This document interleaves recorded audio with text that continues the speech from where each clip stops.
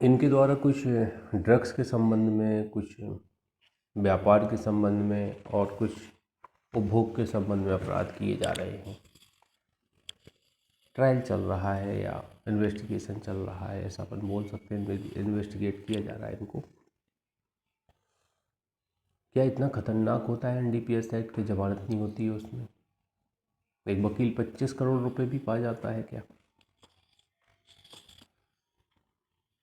इतना गंभीर अपराध होता है, इतनी बड़ी मात्रा में। क्या वो अफीम बेचता था आर्यन खान? इस तरह के कई सवाल हैं जो अपने फुलफ़िल होंगे, अपन इस एक्ट को लास्ट तक पहुँचेंगे तो सारे सवाल फुलफ़िल होंगे। मोस्टली 25 और 27 सेक्शन, 2 सेक्शन ऐसी हैं एनडीपीएस की जो मोस्टली लग ही जाती हैं। 25 और 27 यहाँ पे आप देखेंगे सेक्शन 25 में क्या है। इन दो सेक्शन पे अक्सर बात हो ही जाती।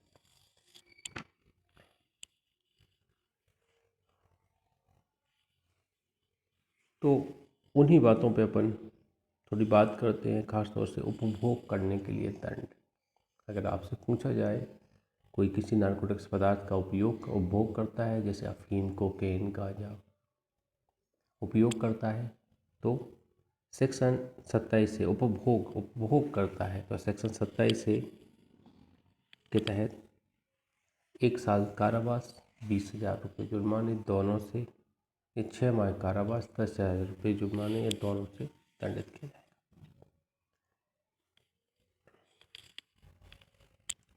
और कुछ अन्य धाराएं हैं, मोस्टली ये धारा आप 27 से, तो थोड़ा ध्यान दीजिएगा। उपभोग करने के लिए दंड बताती है 1 वर्ष 6 माह कारावास है, 6 माह के साथ 10,000 और 1 वर्ष के साथ 20,000 रुपये जुर्माना है, या दोनों का दंड है। तो इनके कंटेंट को अपन समझने की कोशिश करते हैं।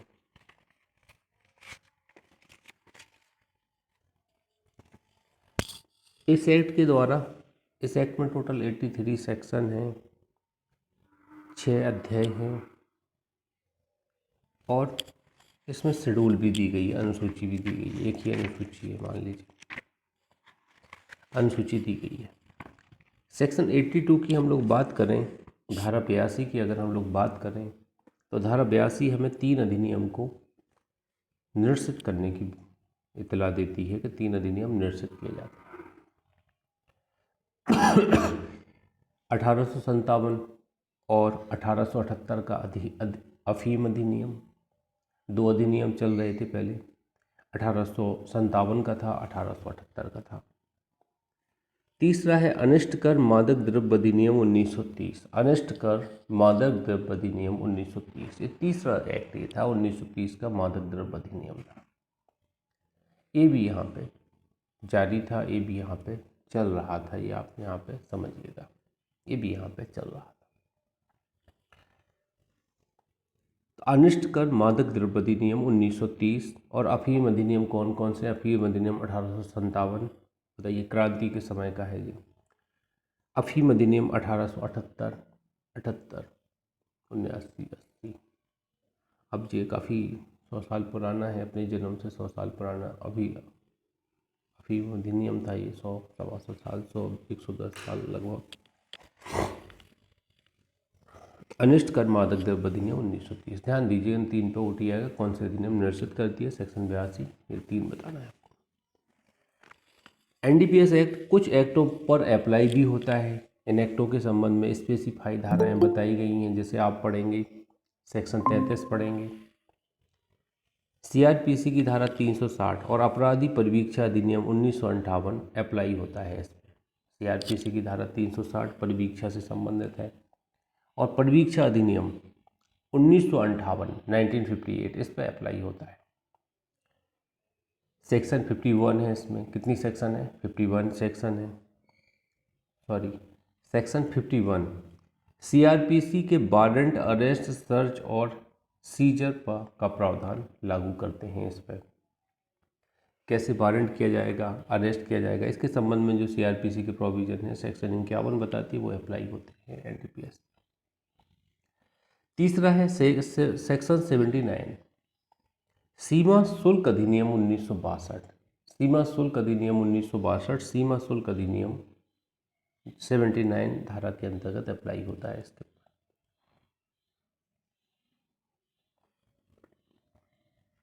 सेक्शन 80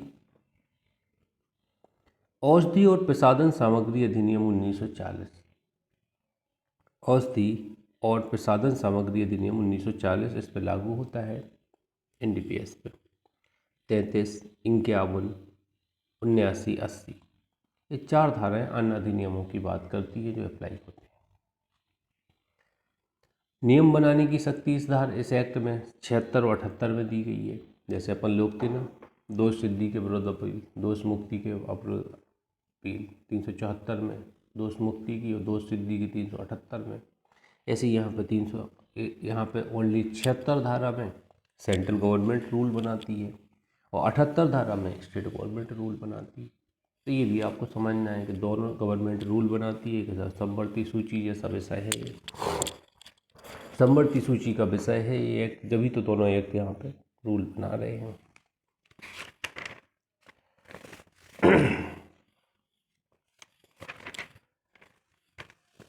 इस अधिनियम में कुल 6 चैप्टर हैं, 2A चैप्टर और चैप्टर 5 है, 2 अतिरिक्त चैप्टर यहाँ पे जोड़े गए हैं।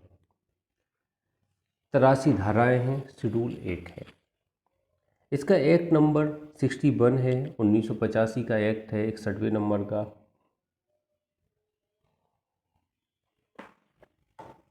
16 सितंबर 1985 को इसको सहमति मिली है। कब मिली है सहमति? 16 सितंबर 1985 को, 1985 को सहमति मिली है। इसकी उद्देश्य का, इसके 3-4 उद्देश्यों को इंगित करती है। पहला उद्देश्य स्वापक औषधियों से संबंधित विधि का समीकरण और संशोधन करने के लिए, जैसा एविडेंस का उद्देश्य बताता है वैसे ही समीकरण संशोधन के बारे में ये भी बताता है कि जो नार्कोटिक ड्रग हैं, औषधि की बात हो रही ना, नार्कोटिक ड्रग, इनके विधि है इनसे संबंधित, उसको समीकरण और संशोधन मतलब इकट्ठा करना और अद्यतन करना। दूसरा, स्वापक औषधियों मनापी पदार्थ से संबंधित संक्रियाओं के नियंत्रण और विनियमन के लिए। अब देखिए, इसको भी कंट्रोल किया जाना बहुत ज़रूरी है कि जो औषधियाँ हैं और जो ड्रग या सब्सटेंस है, नार्कोटिक्स, इसको कंट्रोल किया जाए कि मनमाने तरीके से कोई इसका उपयोग ना कर पाए। सिर्फ वो हो जो वास्तव में किसी दवाई औषधि के तौर पर चाहता है वो ही इसका हकदार हो, ऐसी यहाँ पे व्यवस्था करने की यहाँ पे बात की गई है। हम लोग पढ़ रहे हैं NDPS एक्ट 1985। हारून भाई, NDPS एक्ट आप ओपन करके बैठिएगा। तो इनको रेगुलेट करने के लिए कि कोई भी व्यक्ति ऐसा नहीं कि हम आप कोई भी हो तो अफीम की खेती करना शुरू कर दें, इसको रेगुलेट किया जाएगा कि हम लोग नहीं कर पाएंगे खेती। क्यों नहीं कर पाएंगे? जब तक राज्य सरकार से लाइसेंस ना मिल जाए। कैसे खेती करेंगे? तो आप क्या करेंगे, ड्रग्स को या इन सब्सटेंस को मार्केट में सेलिंग करेंगे या उपभोग करेंगे तो कुछ ना कुछ तो गड़बड़ होगा। लाइसेंस होल्डर रहेंगे तो नियम शर्तों के अधीन रहना पड़ेगा, ये रेगुलेशन है। तीसरा है स्वापक औषधि और मनापाई पदार्थों के अवैध व्यापार से प्राप्त या उसमें प्रयुक्त संपत्ति के संपहरण का उपबंध करने के लिए। अब जितनी भी संपत्ति पाई जाए, मान लीजिए घोड़ा गाड़ी, कोई इंस्ट्रूमेंट, जहाँ पे आप ऐसे पदार्थ ले जा रहे हैं तो उनको जब्त करने की बात की गई है। उन संपत्तियों को जब्त करने की बात की गई है जो मना प्रभावी पदार्थ हैं या उनके साथ जुड़ी हुई संपत्तियाँ हैं। चौथा उपबंध है स्वापक औषधि और मना प्रभावी पदार्थों पर अंतर्राष्ट्रीय कन्वेंस के उपबंधों को कार्यान्वित करने के लिए। अब देखिए, हमें कैसे पता चलेगा कौन कौन से नार्कोटिक्स पदार्थ चल रहे हैं? हो सकता है हमारे इंडिया में उतना ज़्यादा मात्रा में अन्य चीज़ें, जैसे अफीम तो हम उत्पादन करते मान लीजिए। अब कैनबिस है, कैनबिस हाई क्वालिटी के हैं तो ज़्यादातर अफ्रीका में अन्य देशों में ज़्यादा उत्पादित होती है, फिर उनका वहाँ से एक्सपोर्ट इम्पोर्ट होता है, इंडिया में आते हैं, इंडिया के लोग परचेज करते हैं। तो कई वैरायटी का कोकेन होता है। जैसे हमें कैसे पता चलेगा? तो हम लोग क्या करेंगे, जो अंतर्राष्ट्रीय कन्वेंस हैं उनका जो संयुक्त राष्ट्र सम्मेलन करवाता है अंतर्राष्ट्रीय औषधियों के संबंध में, नार्कोटिक ड्रग्स के संबंध में, उसको कार्यान्वित करेंगे कि भैया इस तरह के पदार्थ मार्केट में आ गए हैं और इन पर रेगुलेट किए जाने की बात है। जो भी इस तरह का करता हुआ पाया जाएगा, उपभोग करता हुआ, कब्जा रखता हुआ पाया जाएगा, दंडित किया जाएगा। तो ये 4 उद्देश्य हैं और उससे संबंधित कुछ कड़े उपबंध भी ये करना चाहते हैं। कि 5वां उद्देश्य कड़े उपबंध करना, मतलब पीनल प्रोविजन करना, स्टिक पीनल प्रोविजन करने की बात भी ये करता है।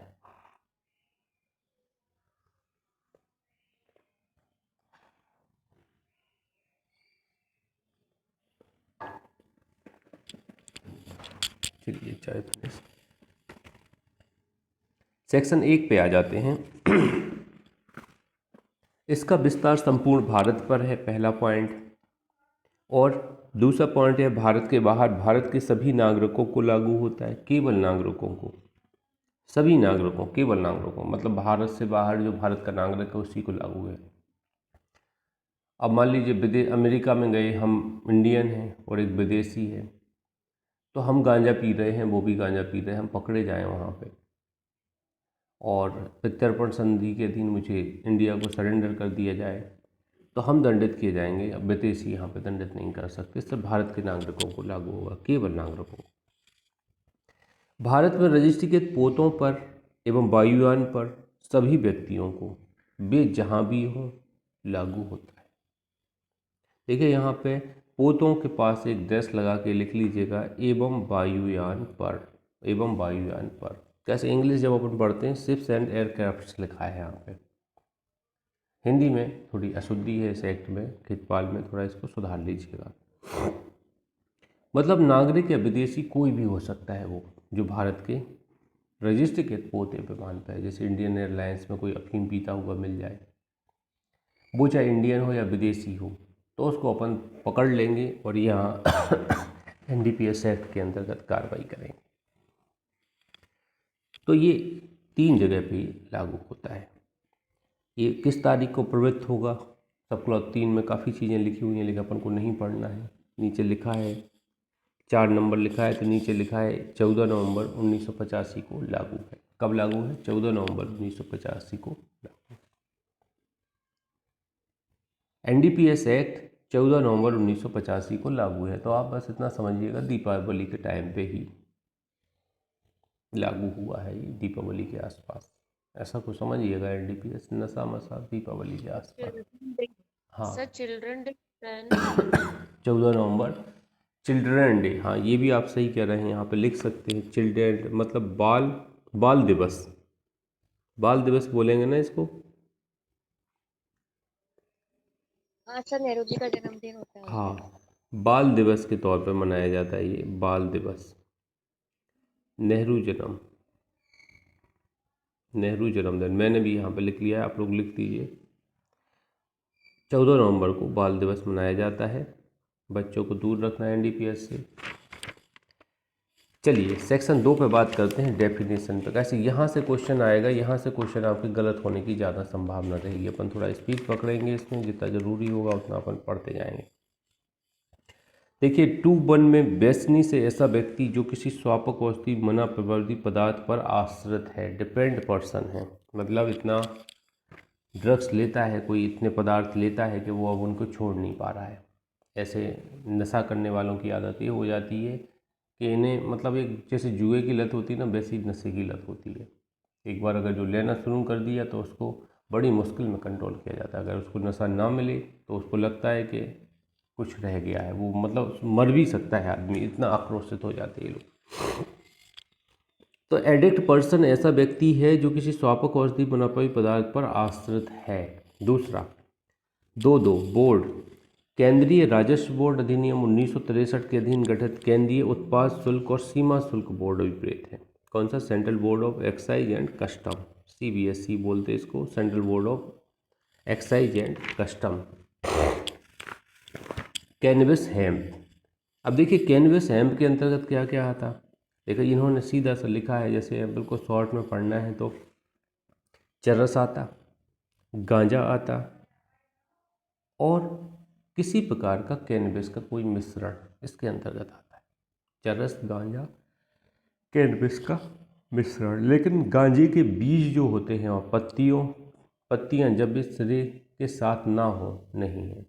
बीज नहीं आते हैं। देखिए गांजे में सबसे प्रभावशाली चीज़ क्या होती है? बर्ड्स होती है, फ्लावर होता है, जो बर्ड्स कली होती है उसमें ज़्यादा नशा होता है।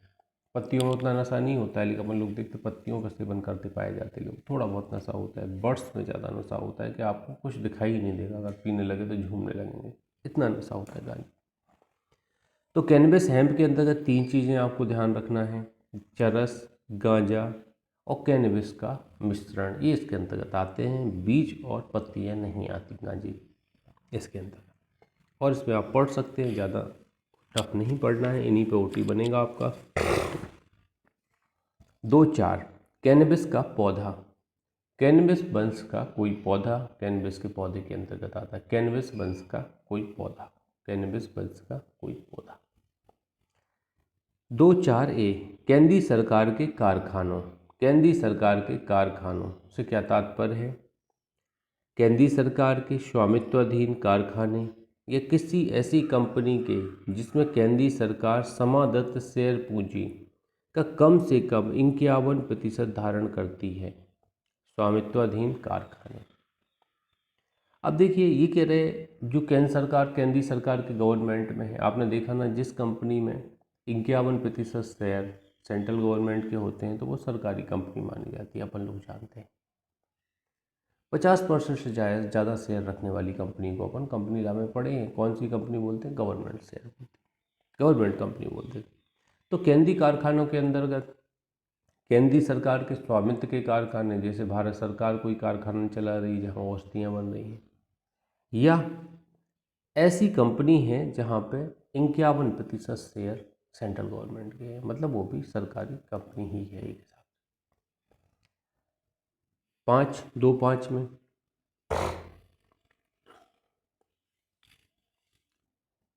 कोका के व्युत्पाद। कोका के व्युत्पाद।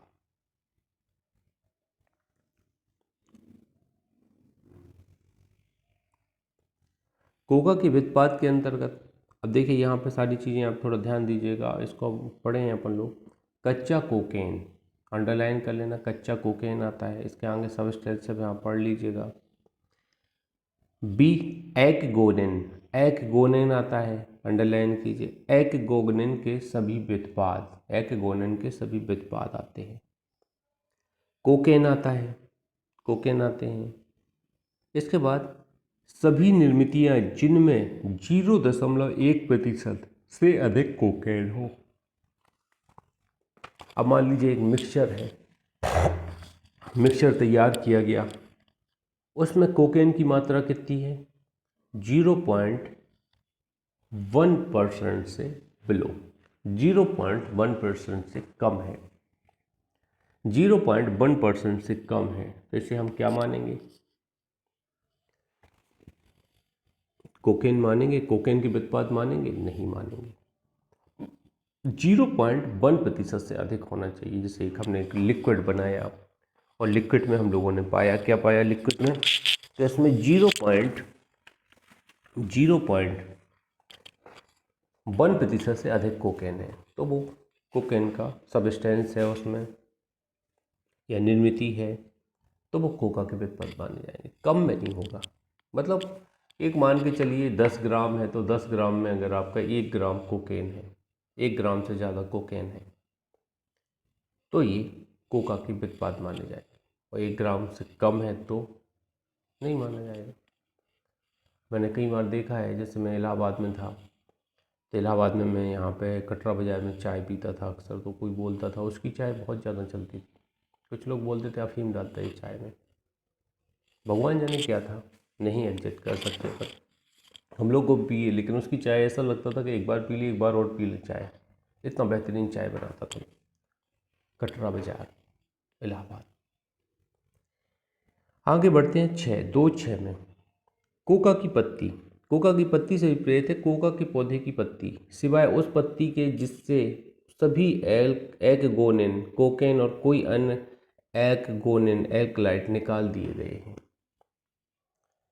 उनका मिश्रण, चाहे वो निष्प्रभावी पदार्थ सहित हो या उसके बिना हो, तो देखिए उनका मिश्रण भी इसके अंतर्गत आता है और कोका के पौधे की पत्ती भी इसके अंतर्गत आती है। दोनों चीज़ें यहाँ पे आती हैं। किंतु इसके अंतर्गत कोई ऐसी निर्मिति नहीं है जिसमें 0.1% से अधिक अनधिक कोकेन हो। मतलब इससे ज़्यादा अनधिक कोकेन नहीं होना चाहिए। यहाँ पर देखिए अलग चीज़ लिखा है कि अनधिक कोकेन हो, अपवाद है कि अगर इससे कम है, वही चीज़ लिखी है लेकिन ये कह रहे हैं इससे कम है, 0.1% से कम है इसका सेंस, तो वो यहाँ कोका की पत्ती के अंतर्गत नहीं आएगी। आगे देखते हैं 2.7 कोका का पौधा से एरिथ्रोजाइलन वंश की जाति का पौधा अभिप्रेत है। एरिथ्रोजाइलन वंश की जाति का पौधा, इस पर IMP लगाइएगा, ये पूछा जाता है। एरिथ्रोजाइलन वंश की जाति का पौधा क्या कहलाता है? कोका का पौधा कहलाता है। एरिथ्रोजाइलन वंश की जाति का पौधा कोका का पौधा कहलाता है। अगला देखेंगे 2.7a वाणिज्यिक मात्रा। NDPS के संबंध में वाणिज्यिक मात्रा से क्या तात्पर्य है? केंद्रीय सरकार द्वारा राजपत्र में अधिसूचना द्वारा विनिर्दिष्ट मात्रा से उच्चतर कोई मात्रा। हमने कह दिया भैया 10 किलो गांजा नहीं पाया जाएगा या 1 किलो अफीम नहीं पाई जाएगी, और आपके पास 1 किलो से ज़्यादा अफीम पाई जाती है, 2 किलो अफीम पाई जाती है, तो ये वाणिज्यिक मात्रा मान ली जाएगी। वाणिज्यिक मात्रा मान ली जाएगी जो सरकार द्वारा डिसाइड किया गया है, केंद्रीय सरकार द्वारा गजट में डिसाइड किया गया कि ये मात्राएं वाणिज्यिक मात्रा मानी जाएंगी, तो वो वाणिज्यिक मात्रा है। जैसे आप अभी आगे धाराओं में पढ़ेंगे, धारा में बताया गया है कौन सी मात्राएं वाणिज्यिक मात्राएं, कौन सी नहीं है, ये बताया गया है। आगे बढ़ते हैं नियंत्रित परिधान। अब इसको पढ़ लीजिएगा, इसको मैं छोड़ रहा हूँ। नियंत्रित परिधान एक हिसाब से बाहर ले जाना राज्य से, उससे होकर निकलना या लाना की जो तकनीकी होती है उसको नियंत्रित परिधान कहा जाता है। इम्पोर्टेंट नहीं है, देख लीजिए। तत्स्थानी विधि, ये भी मैं छोड़ रहा हूँ। तत्स्थानी मतलब वर्तमान में कोई विधि लागू है तो वो तत्स्थानी विधि हो गई। नियंत्रित पदार्थ। अब नियंत्रित पदार्थ से तात्पर्य ये है कि जो केंद्रीय सरकार के नियंत्रण में होता है पदार्थ, वो नियंत्रित पदार्थ कहलाता है। बस सीधी सी बात है, ये भी अपन को छोड़ना है। प्रभरण से, अब प्रभरण से यहाँ पे ध्यान दीजिएगा, ये भी इम्पोर्टेंट नहीं है। किसी भी प्रकार का प्रभरण, अपन प्रभरण 3 तरीके से कर सकते हैं। वायु मार्ग से कर सकते हैं, जल मार्ग से कर सकते हैं, सड़क मार्ग से कर सकते हैं। तो चौथा तो कोई तरीका है नहीं, अदृश्य होकर तो कहीं जा नहीं सकते। तो ये 3 तरीके ही यहाँ प्रभरण में दिए गए हैं। आवश्यक स्वापक औषधि 2.8a आवश्यक स्वापक औषधि, इसको आप थोड़ा समझिएगा, इम्पोर्टेंट है ये। केंद्रीय सरकार द्वारा, पहला पॉइंट चिकित्सीय, दूसरा पॉइंट वैज्ञानिक उपयोग के लिए अधिसूचित स्वापक औषधि। एक ड्रग है, एक दवाई है, एक जड़ी बूटी है, कुछ भी मान लीजिए। अब पौधे क्या होते हैं, लो अफीम का पौधा हो क्या होगा, एक जड़ी बूटी मान के चलेंगे अपन। तो ऐसी औषधि है जो या तो मेडिकल पर्पज से या वैज्ञानिक पर्पज से उपयोग ली जाती है, वैज्ञानिक पर्पज से या चिकित्सीय पर्पज से उपयोग की जाती है, तो इसको आवश्यक स्वापक औषधि कहते हैं। आवश्यक स्वापक औषधि केंद्र सरकार डिसाइड करती है। 2.8b अवैध व्यापार, इसको भी आप समझिएगा। एक बार ये इंटरव्यू में पूछा गया है, शायद मुझसे ही पूछा गया था, अवैध व्यापार क्या है, तो इसको आप थोड़ा समझ लीजिए कि NDPS के संबंध में अवैध व्यापार से निम्नलिखित अभिप्रेत है। कोका के पौधे की खेती करना, कोका के पौधे की खेती करना, कोका के पौधे के किसी भाग का संग्रह करना, कलेक्ट करना, कल्टीवेट करना, कलेक्ट करना। दूसरा, अफीम पोस्त या किसी कैनबिस के पौधे की खेती करना, यहाँ भी कल्टीवेट करना, कहीं कि अफीम पोस्त या कैनबिस के पौधे की। कोका के पौधे की हो गई खेती, अफीम पोस्त की खेती हो गई, कैनबिस के पौधे की खेती हो गई, तीनों की खेती अपने यहाँ देख ली। NDPS के उत्पाद विनिर्माण, कब्जा इत्यादि का कार्य करना, जैसे जुड़े हुए जितने सप्लीमेंट्री कार्य होते हैं, चाहे एक जगह से दूसरी जगह आयात निर्यात करना, कब्जा रखना, बेचना, खरीदना, छिपाना, भंडारण करना, सब कुछ इसके अंतर्गत आएंगे। तो NDPS के संबंध में आप ऐसे कार्य कर रहे हैं तो ये भी यहाँ पे अवैध व्यापार है, इलीगल। जैसे आर्यन खान करता था, बेचता था, ऐसा माना जाता है। एक लड़की है सागर की, वो उसकी फ्रेंड थी, काफ़ी विवादित रहे हैं। जो सेलिब्रिटी के बच्चे होते हैं, बड़ी लग्जरी ज़िंदगी जीते हैं, या तो पूरी ज़िंदगी जी जाते हैं या अल्पायु में ही चले जाते हैं, इनकी ऐसी स्थिति होती है। तो ऐसे तमाम चीज़ें यहाँ पे होती हैं जो अपन को थोड़ी देखने में आती हैं खैर वो तो नारकोटिक्स डिपार्टमेंट है, उसको जो रीजनेबल लगे। अभी तो मीडिया वाले सिर्फ टीआरपी बढ़ाने के लिए अपने चैनल की थोड़ा बड़ा चढ़ा के हर चीज़ बताते हैं, लेकिन उतना होगा नहीं जितना बता रहे हैं मेरे ख्याल से। आगे बढ़ते हैं। स्वापक औषधियों या मनापाई पदार्थों के उपखंड 1 या उपखंड 3 तक में निर्दिष्ट क्रियाकलापों से भिन्न क्रियाकलापों से व्यवहार करना। इसके अलावा भी कोई अन्य आपका आचरण कर रहे हैं जो नारकोटिक्स पदार्थों से संबंधित है, वो भी इसके अंतर्गत आपका आएगा अवैध व्यापार के अंतर्गत। उपधारा 1 या 4 में निर्दिष्ट किसी क्रियाकलाप के लिए परिसरों का प्रबंध करना, उसे किराए पर देना। अब बिल्डिंग दे रहे हैं, हम लोग क्या करते हैं, मान लीजिए पब चला रहे हैं जहाँ पे वाइन वगैरह पीते हैं लोग आके। अब कुछ ऐसे पब चल रहे हैं, डांस बार भी देखिए इंदौर में कुछ चल रहे हैं, जहाँ पे आप जाते हैं डांस चलता रहता, सिंगिंग करते रहते लोग, और वहाँ पे ड्रिंक पीते हैं, कुछ लोग चाय पीते हैं, कुछ लोग कोल्ड ड्रिंक्स या नारकोटिक्स ड्रिंक्स पीते हैं, मतलब नशीली दवाई क्या बोलते हैं उसको, वाइन विस्की वाइन पीते हैं। यहाँ पे आप प्रोवाइड करा रहे हैं कि नशा करना है तो आप पैसे में प्रोवाइड करा रहे हैं कि 5,000 10,000 दो, आपको अफीम देंगे, ये देंगे, वो अंदर जाके आप सेवन कर सकते हैं, बाथरूम में जाके सेवन कर सकते हैं या किसी अंदर के कमरे में। ये भी अवैध व्यापार है, सिवाय उनके जिन्हें इस अधिनियम या उसके अधीन बनाए गए किसी नियम या किए गए किसी आदेश या जारी की गई किसी अनुज्ञप्ति की किसी शर्त निबंधन या प्राधिकरण के अधीन अनुज्ञात किया गया है, इसके अंतर्गत निम्नलिखित भी है। दो तो किसी अधिनियम या शर्त या लाइसेंस के अधीन अनुज्ञात किया गया है, तो ये कह रहे ये अपवाद है, सिवाय लिखाना ये नहीं आता। जैसे आपको लाइसेंस दिया गया कि भैया कल्टीवेट करो अफीम का, आपको लाइसेंस दिया गया कोकेन का कल्टीवेट करो, कोका के पौधे लगाओ, आपके पास अनुज्ञप्ति है ऑलरेडी, कुछ शर्तों के अधीन अनुज्ञप्ति अनुज्ञात की गई है, तो आप अवैध व्यापार नहीं करते, तो इसके ऊपर आप सिवाय के ऊपर अपवाद लिख दीजिए। अपवाद है कि लाइसेंस होल्डर के ऊपर अवैध व्यापार का अब चार्ज नहीं लगता। इसके अंतर्गत निम्नलिखित भी है कि पूर्व वर्णित क्रियाकलापों में से किसी का प्रत्यक्ष अप्रत्यक्ष वित्त पोषण करना, पूर्व वर्णित क्रियाकलापों में से किसी के करने के अग्रसर करने में समर्थन में दुष्प्रेरण या षड्यंत्र करना, पूर्व वर्णित क्रियाकलापों में से किसी में लगे व्यक्तियों को संशय देना। तो ये 3 कंडीशन है। आप क्या करते, वित्त पोषण पैसा लगाते हैं अवैध कामों में जो नारकोटिक्स पदार्थों से जुड़े हुए हैं, आप क्या करते, दुष्प्रेरित करते, षड्यंत्र रचते हैं ऐसे कामों के लिए, और आप क्या करते, संश्रय देते हैं ऐसे व्यक्तियों को, तो आप यहाँ पे आ जाएंगे, किसके अंतर्गत आ जाएंगे, अवैध व्यापार के अंतर्गत आप भी आ जाएंगे।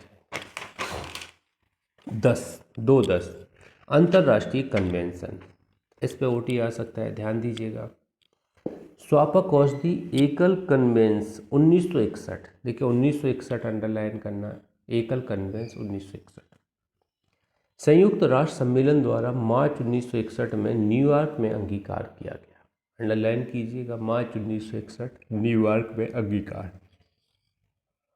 बी, खंड ए में वर्णित कन्वेंस का संशोधन करने वाला प्रोटोकॉल, तो यहाँ पे अंडरलाइन करना प्रोटोकॉल, संयुक्त राष्ट्र सम्मेलन द्वारा मार्च 1972 में जिनेवा में अंगीकार, अंडरलाइन करना मार्च 1972 में जिनेवा में अंगीकार।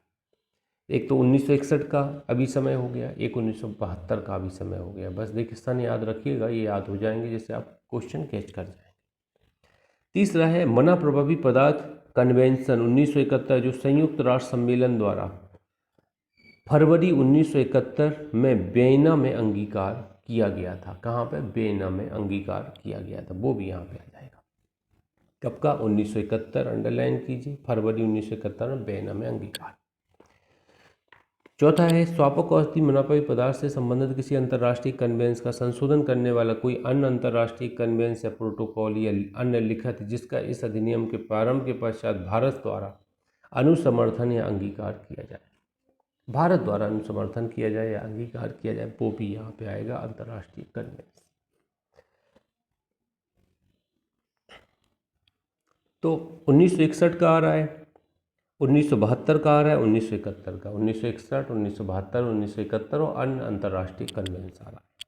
ये आपको ध्यान देना है, 3-4 चीज़ें इंपॉर्टेंट है, इस पर ओटी बन सकता है आपके एग्जाम पे, इस क्लॉज पे आईएमपी लिख दीजिएगा।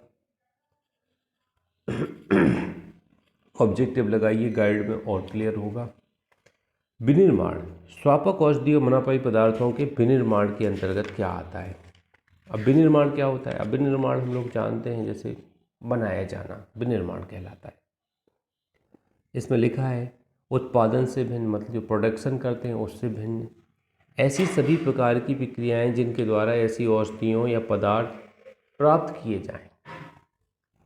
उत्पादन, देखिए प्रोडक्शन, जैसे हमने लाइसेंस दे दिया आपको तो वो तो चल ही रहा है, विनिर्माण नहीं है, वो क्या है? उत्पादन है, प्रोडक्शन है। इसके अलावा अन्य तरीके से अगर कोई औषधि या पदार्थ बनाया जाता है वो इसके अंतर्गत आएगा विनिर्माण। औषधियों पदार्थों का परिष्करण करना, रूपांतरण करना और औषधियों पदार्थों के साथ उनको अंतर्विष्ट करने वाली निर्मितियों का बनाया जाना। फार्मेसी से अन्यत्र क्या करना? नुस्खे आदि के आधार पर, फार्मेसी से अन्यत्र नुस्खे आदि के आधार पर ये आते हैं इसके अंतर्गत, विनिर्माण के अंतर्गत। कई के अंतर्गत आते हैं? विनिर्माण के अंतर्गत। विनिर्मित औषधि से विपरीत है कोका के सभी व्युत्पाद, औषधि कैनबिस, अफीम के व्युत्पाद और पोषतरण शांत। पोषतरण शांत, तो विनिर्मित औषधि से क्या मतलब है?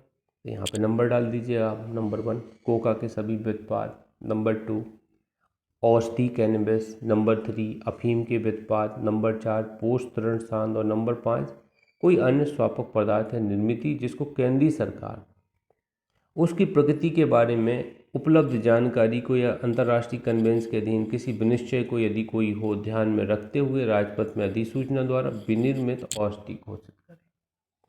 ये 5 चीज़ें यहाँ पे आप देखेंगे विनिर्मित औषधि के अंतर्गत आती है, जिसको अपन मैन्युफैक्चर्ड कर रहे हैं, कोई कंटेंट बना रहे हैं जिसके द्वारा वो विनिर्मित है, मैन्युफैक्चर्ड ड्रग माना जाएगा।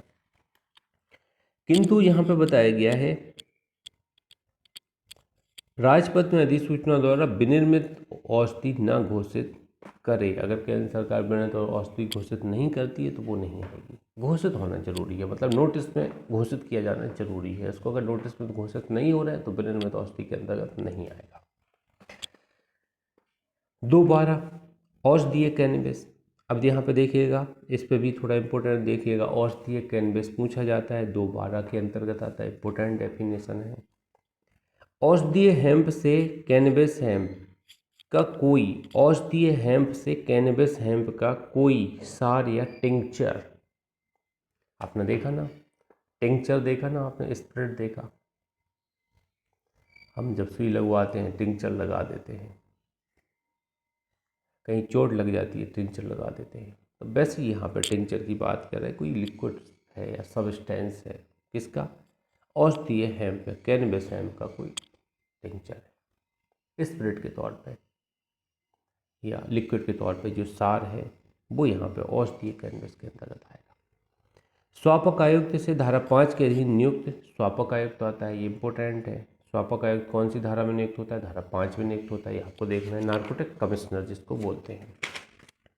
2.14 में स्वापक औषधि है। स्वापक औषधि से क्या तात्पर्य है? तो स्वापक औषधि से देखिएगा, इसमें नंबर डाल लीजिएगा। कोका की पत्ती, कैनबिस हेम्प, अफीम, चौथा पोषतरण और 5वां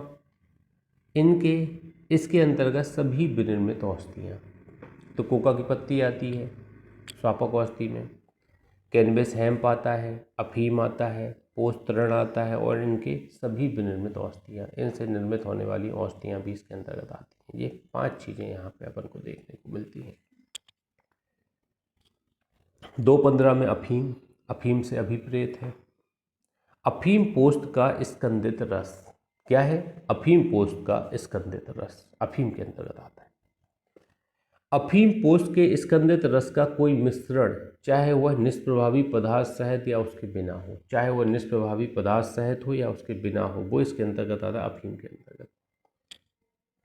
देखिए अफीम होते हैं, अफीम में बर्ड्स होती हैं, कलियाँ होती हैं, उनको क्या करते हैं? चीरा लगा देते हैं, उसमें से जो रस निकलता है वो अफीम का रूप ले लेता है। फिर रस को उसको इकट्ठा कर लेते हैं, वो सूख जाता है निकलते निकलते, जैसे गाद होती ना उसी तरह निकलता है, तो उसको इकट्ठा कर लेते हैं, उससे अफीम बनती है। तो अफीम पोस्त का स्कंदित रस, जैसे आप कभी यूट्यूब में वीडियो देखिए कि अफीम कैसे बनती है, अफीम का उत्पादन कैसे होता है, एक वीडियो प्ले करके देखिए यूट्यूब पे, बहुत डले हुए हैं, आपको मिल जाएंगे।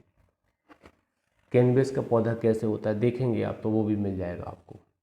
गांजा कैसे होता है वो भी मिल जाएगा। तो एग्जैक्ट पोजीशन चल जाएगी, अगर आप थोड़ा जानकारी कर लेंगे तो आपको पता चल जाएगा सामने वाला गांजा लिए है या कोई और पत्ती लिए है। बेवकूफ़ तो नहीं बना, आप समझ जाएंगे गांजे की क्वालिटी क्या होती है। तो अफीम से भी प्रेरित है अफीम पोस्त का स्कंदित रस। अफीम पोस्त से स्कंदित रस का कोई मिश्रण, कोई मिक्सचर होना चाहिए, पेड़ पत्तियाँ उसमें हो और रस भी हो, कुछ ऐसा मिक्सचर भी होना चाहिए, चाहे वो निष्प्रभावी पदार्थ है तो उसके बिना हो। किंतु इसके अंतर्गत कोई ऐसी निर्मिति नहीं है जिसमें 0.2% से अनधिक मार्फीन हो। अब ये ध्यान दीजिएगा, 0.2% से अनधिक मार्फीन हो, मतलब इससे कम अगर मार्फीन है तो अफीम के अंतर्गत नहीं आएगी, इससे ज़्यादा होना चाहिए 0.2%। अब देखिए छोटे बच्चों को दवाइयाँ देते हैं, अभी पता नहीं, मैं मिस्ट्री को दिखाया था एक जगह तो उन्होंने मार्फीन वाली कोई दवाइयाँ दी थी, उसमें मार्फीन कंटेंट था उसमें। और उससे क्या होता है, बच्चे को थोड़ी नींद सी आती है, औषधि के तौर पे दी जाती है। वो कंटेंट ज़्यादा नहीं होता है, 0.2% से थोड़ा ज़्यादा होता है, तो अफीम के दायरे में इससे कम होता है, जो शरीर के लिए घातक नहीं है, लेकिन बच्चों को थोड़ा क्या नींद आती है, जैसे रिलैक्स करते हैं, खांसी है, बुखार है, कुछ भी है मान लो, तो ना रिलैक्स होता है, पेट दर्द है तो रिलैक्स होता है। तो अफीम के अंतर्गत 0.2% से अधिक होना चाहिए मार्फीन, तो अफीम आएगी, कम है तो नहीं आएगी। ये अपवाद है इसका, किंतु वाला, इसके ऊपर अपवाद लिख लेना कि 0.2% से कम मार्फीन इसके अंतर्गत नहीं आती। अब मार्फीन क्या होता है, जैसे अफीम का एक सार होता है ना, वो मार्फीन कहलाता है। अफीम का सार जैसे एल्कोहल होता है, एब्सोल्यूट एल्कोहल होता है C2H5OH, एब्सोल्यूट एल्कोहल बोला जाता है 100%, अगर कोई पी जाए तो मर जाएगा। हम लोग जो एल्कोहल यूज करते हैं, जनरल जन लोग देसी शराब की दुकान से ख़रीदते हैं, उसमें क्या होता है 10 या 20%, 30% एल्कोहल होता है, बाकी पानी होता है। मैं आपको बता दूं, मिलावट होती है। 100% एल्कोहल कोई नहीं ले सकता है, फिर भी पानी मिला के आदमी पीते हैं, ड्रिंक करते हैं।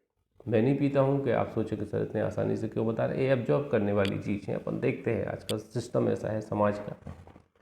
कहीं भी खड़े हो जाइए, देखने को मिल जाएगा, कोई भी ड्रिंक करते हुए मिल जाएगा सड़क किनारे। अब ऐसा हो गया है, गाड़ी पे खड़े होकर बैठ रहे हैं, कहीं ठेके के सामने गाड़ी खड़ी की है, उधर से गुजरे तो आपको दिख जाएंगे पीते हुए। अफीम के व्युत्पाद 216 में है।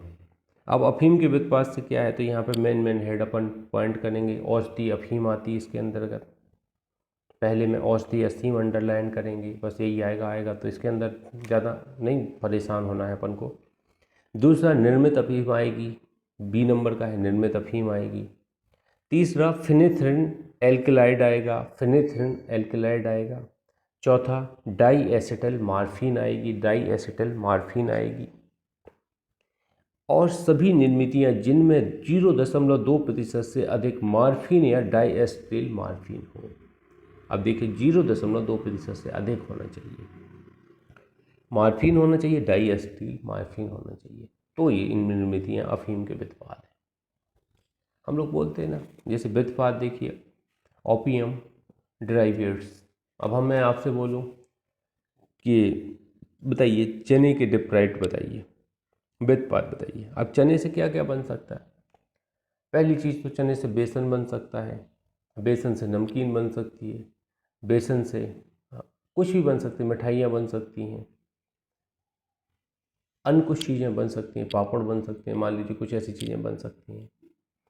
तो ये व्युत्पाद ही हैं। तो कहने का तात्पर्य अफीम है, अफीम से क्या क्या बना रहे हैं लोग, तो ये बनी हुई चीज़ें हैं कि अफीम औषधि बनती है, औषधि अफीम होती है, निर्मित अफीम होती है, अफीमी के तौर पर निर्माण किया जाता है, फिनिथिल एल्कलाइड बनाया जाता है, डाइएस्टिल मार्फिन बनाया जाता है, और कुछ निर्मितियाँ ऐसी भी बनाई जाती हैं जिसमें 0.2% से अधिक मार्फिन होता है, जो नशीली होती है। आपने देखा ना, कफ सिरप, विक्स की डिब्बियाँ, भाम, जंडू भाम, इनमें थोड़ा नशा का इफेक्ट होता है। जो आप देखेंगे सड़क किनारे लोग डले रहते, वो कपड़े ऐसे सूंघते रहते, कई बार आप देखिएगा, इंदौर में तो देखने को मिल जाता है, आप रीगल ब्रिज पे ही देख लीजिए। एक कपड़ा ले लेंगे वो, उसमें एक विक्स की डिब्बी ऐसी बांधे रहेंगे, खोले रहेंगे, उसको सूंघते रहेंगे सारे दिन।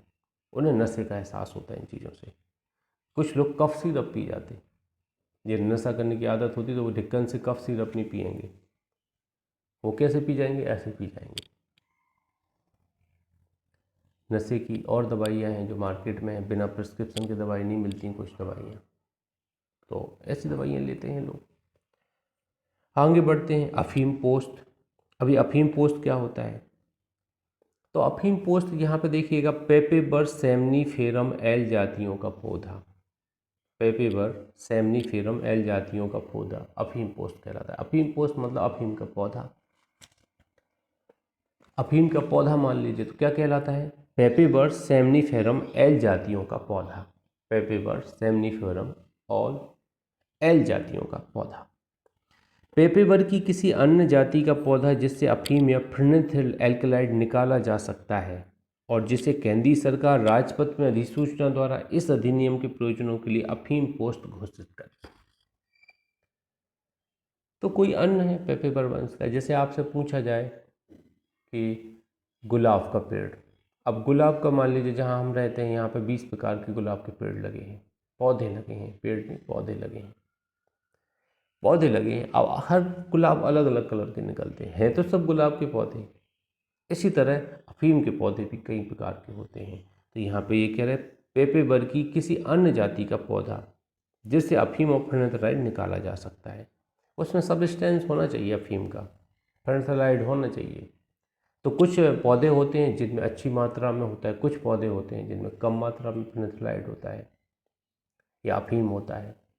तो ये अच्छी वैरायटी का होता है। जैसे हम लोग कोयले की भी बात करते हैं, अब कोयला खुदाई होती है, कोयला 2-3 प्रकार का निकलता है। एक बिटुमिनस होता है, हाँ लोहा है, कोयला है, मैं भूल रहा हूँ। अब यहाँ पे कोई ऐसा कोयला होता है जिसमें क्या होता है, ज़्यादा मात्रा में वो होती है, ज़्यादा समय तक जलता है, कुछ जल्दी जल जाता है। आयरन कुछ में ज़्यादा होता है, कुछ में कम आयरन होता है। ऐसे पत्थर होते हैं जिनसे लोहा निकाला जाता है। तो ऐसी बात यहाँ पे हो रही। अफीम में कुछ अच्छी वैरायटी के पौधे होते हैं, कुछ कम वैरायटी के होते हैं, लेकिन अफीम सबसे बनती है। पेपेबर सेमनीफेरम एल जातियों का पौधा अफीम पोस्त कहलाता है। और किसी अन्य जाति का पेपेबर का कोई अन्य पौधा भी जिससे अफीम या फिनेथिल एल्कलाइड निकाला जाए वो भी इसके अंतर्गत आता है। पोस्त ऋण 218। अब देखिए पोस्त ऋण क्या है। अब देखिए, फसल कटाई के पश्चात अफीम पोस्त के बीजों के सिवाय, अफीम पोस्त के बीजों के सिवाय सभी भाग अभिप्रेत हैं, सभी भाग अभिप्रेत हैं, चाहे वे मूल रूप में या कटे हुए संदालित चूर्णित या उनमें से रस निकाला गया हो या ना। अब पौधा काट लिया आपने, अफीम का पौधा, पेपेबर सोमनीफेरम एल जातियों का पौधा आपने काट लिया, और काटने के बाद क्या है, उसको कलेक्ट कर लिया। जैसे हम लोग देखते हैं ना, खलिहान में देखते हैं। अब खलिहान में देखो, अभी मूंगफली उखड़ने लगी होंगी, जैसे अभी गांव जाएंगे तो मूंगफली उखड़ रही होंगी खेतों में। हाँ, अभी हम लोगों ने देखा है कुछ और, जैसे मूंग की फसल होती है वो कुछ ऐसा रहता है जो अभी आ गया है, निकल आया है। तिलहन, तिलहन आ गया है, कट चुका है तिलहन, तिलहन की वो भी हो गई है, गवाई भी हो गई है। गवाई बोलते हैं इसको, मतलब उसको अपन ने सुखा लिया है और झाड़ लिया है तिलहन को। मूंगफली उखड़नी शुरू हो गई, कहीं कहीं तो टूट भी गई होगी मूंगफली। तो ये सब क्या हो गया, अब मूंगफली हो गई है, उनके पेड़ पौधों के डंठल हो गए, जड़ें हो गई, मिट्टी हो गई उसके साथ में। तो ये क्या होंगे, तृण होंगे। इसके तृण के अंतर्गत आएंगे। तृण मतलब क्या होता है, तिनका, घास फूस, ये सब तो आते हैं। तो पोस्त तृण बांट दिया गया है। अफीम पोस्त के बीजों के सिवाय फसल की कटाई के पश्चात सभी भाग अभिप्रेत हैं, चाहे वे मूल रूप में कटे हुए संदलित चूर्णित या उनमें से निकाले गए रस या न निकाला गया हो।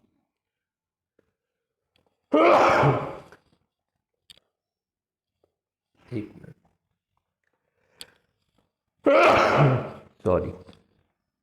अब अफीम के पौधे से जो भी हम कलेक्ट करते हैं, चाहे वो पेड़ पौधे, पत्तियां, टहनियाँ, कुछ भी हो या रस हो, वो सब पोस्त ऋण के अंतर्गत आते हैं। बीज नहीं आते इसमें, ध्यान दीजिए। पोस्त ऋण सांद्र, इसको अपन छोड़ देते हैं। निर्मिति को भी अपन छोड़ देते हैं। बेहद को छोड़ दीजिए। देखो ये सब आप पढ़ सकते हैं, यहाँ से कुछ क्वेश्चन नहीं आते हैं। उत्पादन 2:22 में उत्पादन है। उत्पादन से अफीम, पोष, तृण, कोका की पत्तियों या कैनबिस का ऐसे पौधों से जिनसे वे प्राप्त होते हैं पृथक किया जाना, मतलब उनसे सेपरेट किया जाना इसके अंतर्गत आता है। 2.23 मना प्रभावी पदार्थ। देखिए, मना प्रभावी पदार्थ को साइकोट्रोपिक सब्सटेंस कहा जाता है। PS, कोई प्राकृतिक या संश्लेषित पदार्थ, कोई प्राकृतिक सामग्री अथवा ऐसे पदार्थ या सामग्री का कोई लवण जो अनुसूची में विनिर्दिष्ट मना प्रभावी पदार्थों की सूची में सम्मिलित निर्मित। अनुसूची में जिसको बताया गया है मना प्रभावी पदार्थ, वो मना प्रभावी पदार्थ है। ज़्यादा क्लिष्ट लिखा है, ज़्यादा दिमाग नहीं दौड़ाना। जो अनुसूची में मना प्रभावी पदार्थ बताया गया वो मना प्रभावी पदार्थ। 2.23A अल्प मात्रा। अब NDPS के संबंध में अल्प मात्रा क्या होती है? केंद्रीय सरकार द्वारा राजपत्र में अधिसूचना द्वारा विनिर्दिष्ट मात्रा से न्यूनतर कोई मात्रा। उन्होंने कह दिया कि 10 ग्राम तक की मात्रा क्या होती है? न्यूनतम मात्रा मानी जाएगी।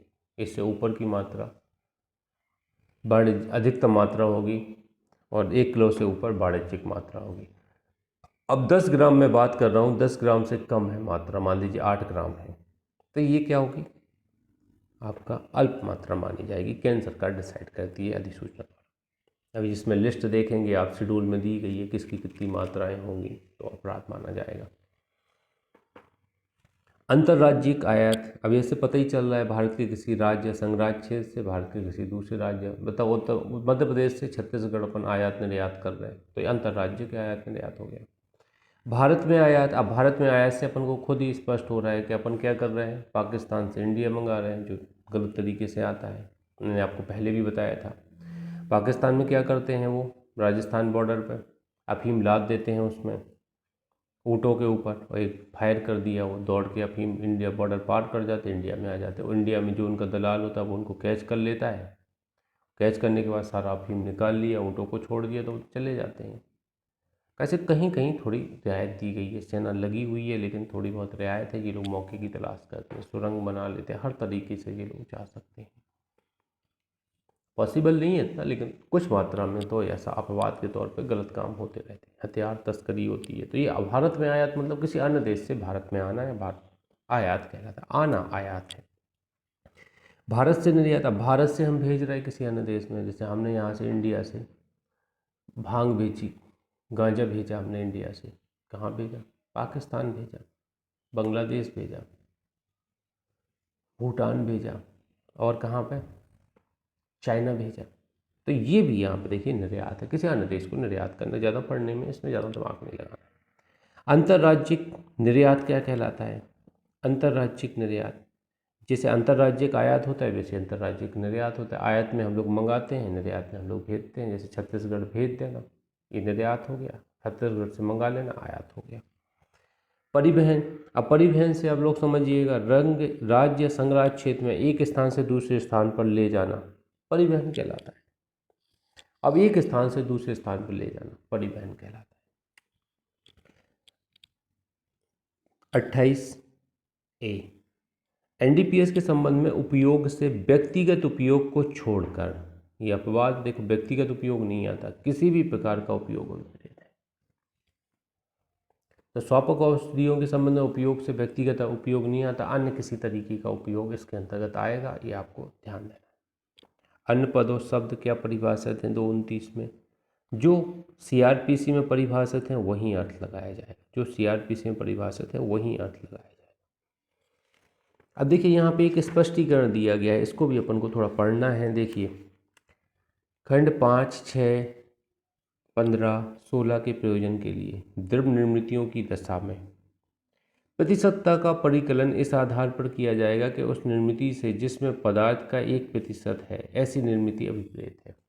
अब जी करें 1% या 2% अपन कैसे अनुमान लगाएंगे, तो उसको ये एक्सप्लेन करने की कोशिश की है इन्होंने कि उस पदार्थ का यदि वह ठोस है, देखिए ठोस पदार्थ है तो क्या बात की गई है यहाँ पे, ठोस पदार्थ है तो 1 ग्राम, 1 ग्राम ठोस पदार्थ है तो 1 ग्राम, या उस पदार्थ का यदि वह द्रव है, अब द्रव पदार्थ है तो क्या होगा 1 मिलीग्राम, 1 मिलीग्राम, 1 मिलीग्राम। इस निर्मिति के प्रत्येक 100 मिलीलीटर से उस निर्मित के प्रत्येक 100 मिलीमीटर से अंतर्विष्ट है और यही अनुपात किसी अधिकतम प्रतिशत के लिए होगा। मतलब 100 मिलीमीटर से संबंधित है। तो ठोस पदार्थ के संबंध में 1 ग्राम की बात हम कर रहे हैं और यहाँ पे 1 मिलीग्राम लिक्विड के संबंध में हम लोग बात कर रहे हैं। जो 1 ग्राम की बात होती है ना, 0.1 मतलब 1 मिलीग्राम, बहुत छोटा हिस्सा होता है 100 मिलीग्राम में से 1 मिलीग्राम मतलब 1 भाग।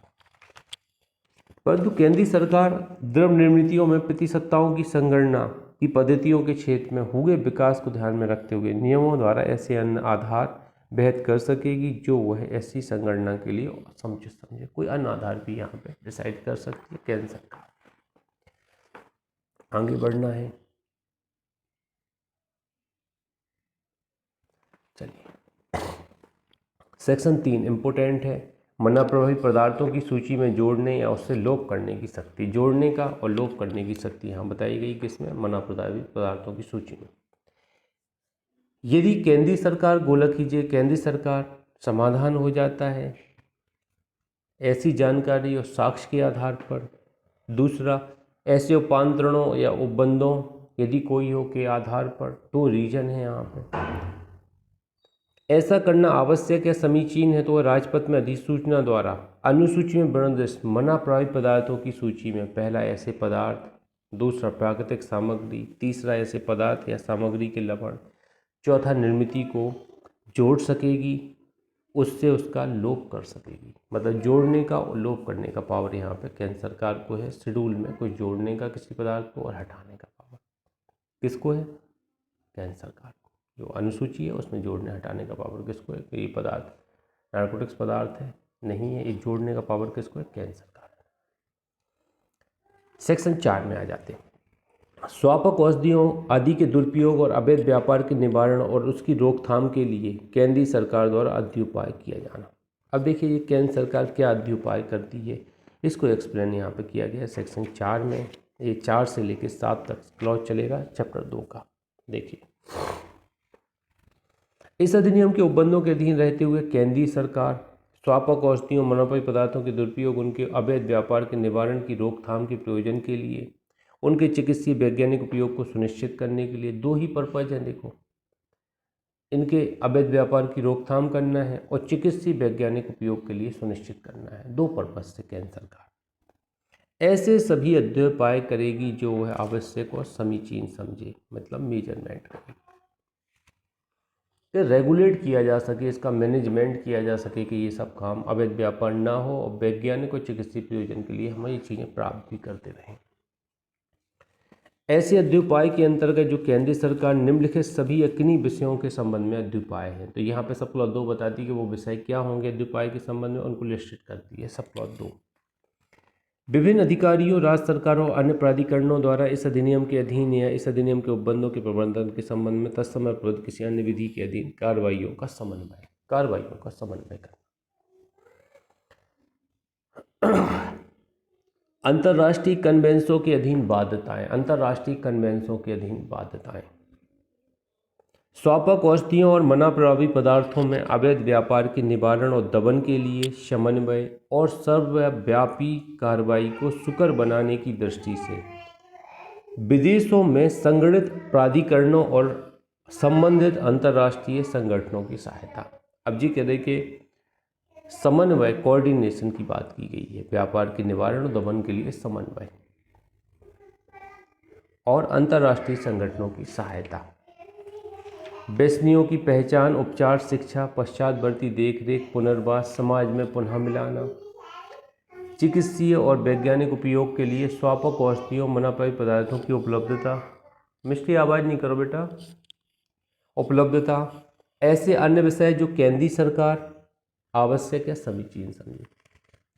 तो आप खुद ही देख लीजिए हमें क्या करना है इसमें। तो अपना बस कॉमन सेंस लगाइएगा, आपको यहाँ कुछ ध्यान नहीं देना है। मेजरमेंट केंद्र सरकार क्या क्या करती है जिससे अवैध व्यापार ना हो, चिकित्सीय और वैज्ञानिक पर्पज से ये चीज़ें उपलब्ध भी हों, इसके लिए क्या करेगी, अंतर्राष्ट्रीय सम्मेलनों को ध्यान में रखेगी, व्यसनियों को कैच करेगी, सुधार का अवसर देगी, उन्हें पुनर्वास करेगी उपयोग वैज्ञानिक और चिकित्सीय उपयोग के लिए भी उपलब्धता बताएगी, उनको रेगुलेट करेगी। ये सब काम यहाँ पे अध्युपाय के अंतर्गत आते हैं, केंद्र सरकार के अंतर्गत आते हैं, जैसा वो आवश्यक समझे। सब क्लॉज 3 पे आ जाएंगे। केंद्र सरकार, यहाँ पे गोला कीजिएगा, केंद्र सरकार इस अधिनियम के प्रयोजनों के लिए ऐसा आवश्यक और समीचीन समझे तो राजपत्र में प्रकाशित आदेश द्वारा, अंडरलाइन कीजिए, राजपत्र में प्रकाशित आदेश द्वारा इस अधिनियम के अधीन केंद्र सरकार की ऐसी शक्तियों और कृत्यों का उपयोग करने के प्रयोजन के लिए उपधारा 2 में निर्देश ऐसे विषयों के संबंध में अध्युपाय करने के लिए जो आदेश में निर्दिष्ट किए जाएं तथा केंद्रीय सरकार के पर्यवेक्षण और नियंत्रण तथा ऐसे आदेश के उपबंधों के अधीन रहते हुए ऐसे नाम या नामों से जो आदेश में निर्दिष्ट किए जाएं कोई प्राधिकरण या प्राधिकरणों के अधिक्रम गठित कर सकेगी। कोई प्राधिकरण गठित कर सकेगी, प्राधिकरणों के अधिक्रम गठित कर सकेगी। कौन? केंद्र सरकार। यहाँ पे सीधी बात है, प्राधिकरण गठित करने का पावर केंद्र सरकार को कौन सी क्लॉज देती है? तो सेक्शन 4(3) के अंतर्गत प्राधिकरण गठित करती है। और ऐसा या ऐसे प्राधिकरण आदेश में इस प्रकार वर्णित शक्तियों अध्युपाय कर सकेंगे मानो ऐसा या ऐसे प्राधिकरण उन शक्तियों का प्रयोग अध्युपाय करने के लिए अधिनियम द्वारा सशक्त किए गए हों। तो केंद्र सरकार का प्राधिकरण गठित करने का पावर दिया गया है यहाँ पे सब क्लॉज 4(3) में। सेक्शन 5 में आ जाती केंद्रीय सरकार के अधिकारी। अब देखिए सेक्शन 4 की उपधारा 3 के उपबंधों पर प्रतिकूल प्रभाव डाले बिना केंद्रीय सरकार एक स्वापक आयुक्त नियुक्त करेगी। नारकोटिक कमिश्नर नियुक्त करती है केंद्र सरकार, और ऐसे अन्य अधिकारियों को भी ऐसे पदाविधानों से नियुक्त करेगी जो वह इस अधिनियम के प्रयोजन के लिए ठीक समझे। तो अन्य अधिकारियों की भी नियुक्ति केंद्र सरकार करेगी जो वह ठीक समझती है। तो नारकोटिक्स कमिश्नर की नियुक्ति 5(1) के अंतर्गत केंद्र सरकार करती है, ये आप समझिएगा। स्वापक आयुक्त या तो स्वयं या अपने अधीनस्थ अधिकारियों के माध्यम से पहला अफीम पोस्त की खेती, अफीम पोस्त की जो खेती होती है उसके संबंध में। दूसरा, अफीम के उत्पादन के अधीक्षण से संबंधित सभी शक्तियों का प्रयोग कृत्यों का पालन करेगा। तो मतलब अफीम डिपार्टमेंट इसी के अंतर्गत में आता है, नारकोटिक्स कमिश्नर के अंतर्गत। खेती चल रही है तो उसको रेगुलेट नियंत्रण में किसके होगा? अब नारकोटिक्स कमिश्नर के। इसके उत्पाद हैं, जो क्या उत्पादन हो रहा है, अफीम बन रही है, अफीम से अन्य एडिक्ट बन रहे हैं, तो उनका उत्पादन जो है वो भी इसके अधीक्षण में होगा। मतलब इसकी अनुमति के बिना कोई भी हेर फेर नहीं हो पाएगा, इतना नियंत्रण रखेगा ये। उपधारा 3, उपधारा 1 के अधीन नियुक्त अधिकारी केंद्रीय सरकार के या यदि राज्य सरकार उस सरकार द्वारा ऐसा निर्देश दिया जाए तो बोर्ड या किसी अन्य प्राधिकरण या अधिकारी के भी साधारण नियंत्रण निर्देशन के अधीन होंगे। अब नारकोटिक्स कमिश्नर किसके नियंत्रण के अधीन होगा? केंद्र सरकार के। और केंद्र सरकार द्वारा कोई अधिकारी भी बता दिया जाता तो उस अधिकारी के भी साधारण नियंत्रण में ये हो सकता है। तो नारकोटिक्स कमिश्नर की नियुक्ति केंद्र सरकार कौन सी धारा में करती है? सेक्शन 5 में करती है, ये आपको यहाँ पे ध्यान देना है। आगे बढ़ते हैं। सेक्शन 6, स्वापक औषधि और मना प्रभावी पदार्थ समिति। स्वापक औषधि और मना प्रभावी पदार्थ परामर्श समिति, इस पर अपन बात करते हैं। अब देखिए केंद्रीय सरकार राजपत्र में अधिसूचना द्वारा स्वापक औषधि मना प्रभावी पदार्थ समिति के नाम से ज्ञात एक सलाहकार समिति केंद्रीय सरकार को इस अधिनियम के प्रशासन संबंधित विषयों पर और राज्य उस समय सरकार द्वारा समय समय पर उसे निर्देशित सलाह देने के लिए गठित कर सकेगी।